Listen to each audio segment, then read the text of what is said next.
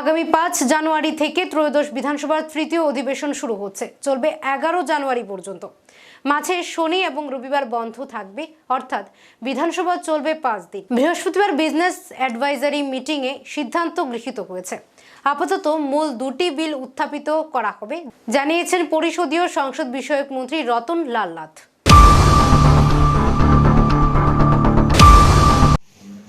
আজকে বিএসসি রিপোর্টে বিএসসির মিটিংয়ে আমাদের প্রথমেই আমরা শোক জ্ঞাপন করেছি আমাদের রাজ্যের জননেতা প্রাক্তন মন্ত্রী বর্তমান বিধায়ক সুরজিৎ দত্তর প্রয়াণে আমরা শোক ব্যক্ত করেছি এবং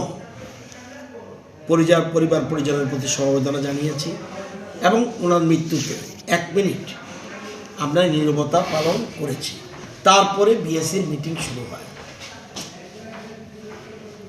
বিএসসি মিটিংয়ে আমরা যদিও এবার বিষয়টা গভর্নর ভাষণ দিয়ে শুরু হবে, গভর্নর ভাষণ শুরুর পরে 3 দিনেই ইচ্ছা করলে হাউস শেষ করা যেত, কারণ কোনো গভর্নমেন্ট বিজনেস তত কিছু নেই। ছোট্ট একটা বিল আছে